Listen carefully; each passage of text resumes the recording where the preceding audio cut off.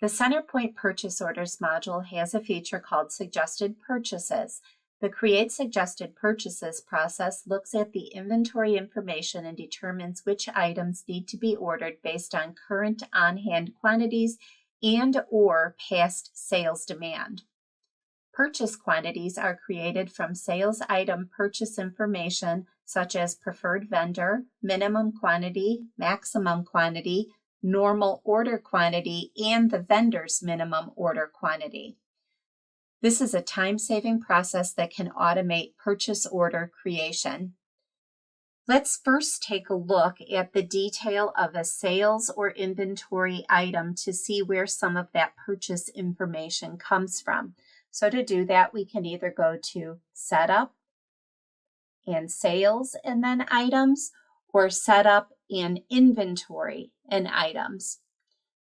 I'm going to highlight one of the items and click Edit on it, and then I'm going to go to the Purchase Information tab. And you can see on the Purchase Information tab up at the top where I can, and I'm actually got my inventory in by different inventory locations, but I can put in a minimum quantity, a maximum quantity, a normal order quantity, and then a cost for that item. And that's all information that'll be used by the suggested purchases, as well as the information at the bottom, which includes any default or preferred vendor information and their minimum order quantity. So let's save that item. To create a suggested purchase, we're going to go to Processes, Purchases, and Suggested Purchases. At the top, you're going to select which company you're doing the suggested purchases for, and then at the bottom, you'll click the Create Suggested Purchases button. Now, the default is that it would look at all of your inventory items to create these suggested purchases. If you only want it to look at specific items, you can create filters for that using some of the options in the center here. You can filter it by a sales group. You can filter it by moving just specific items over to the right-hand side, or you can filter it by which inventory account it's attached to by moving that inventory account over to the right. Then at the bottom, you'll choose the evaluation criteria. You can evaluate purchase quantities based on the quantity available, the quantity on hand, quantity available plus quantity ordered, or quantity on hand plus quantity ordered. I'm going to choose on quantity available. If you want it to adjust the quantities for past sales, assuming that future sales will be similar, you can adjust the quantities for past sales by checking that box and then choosing the date range of those sales to use in the evaluation. I'm not going to adjust on past sales. Now you can create the suggested purchases when the quantity is below the minimum on the Purchase Information tab on the Sales or Inventory item, or you can say when the quantity is below and then put in a number on the number field. I'm going to choose to do it when the quantity is below the minimum. And then we can click Create, and it goes ahead and it creates your suggested purchases. Now, along with the option to create suggested purchases, we also have the ability to maintain suggested purchases, and we have some maintenance options at the bottom. The first is that if you want to manually add a suggested purchase, you can do that by clicking the New button, and then you can choose the item that you're creating a suggested purchase for, and then put in any details about that suggested purchase. So I could say how many we're going to be ordering or how many we're putting in a suggested purchase for, what inventory location that's going to be for if you're using inventory locations.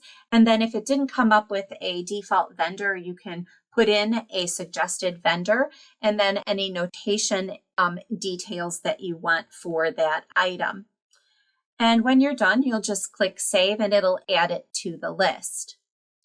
I also have the ability to edit any suggested purchases that already got created with the Create Suggested Purchases button.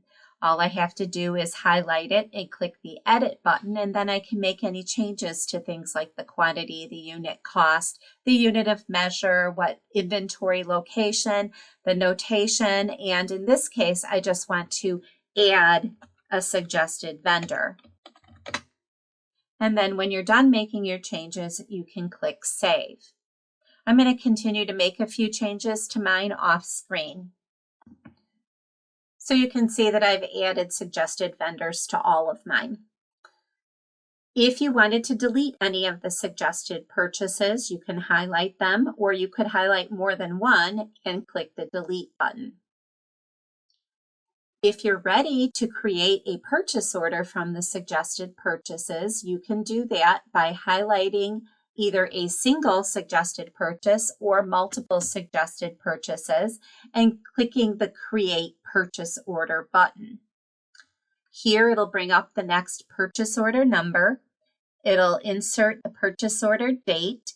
You can put in a date required for those if you want to, that's optional. And you could either use the suggested vendor, that would be the vendor that you see on the suggested purchase, or you could uncheck that and choose a specific vendor. In my case, I want to use the vendor that's on the suggested purchase. And when I highlighted them, I highlighted those that were to the same vendor. But if I'm using the suggested vendor, I really could have highlighted all of them and it would have created two separate purchase orders for each vendor. So from here then, I can go ahead and click the Create button.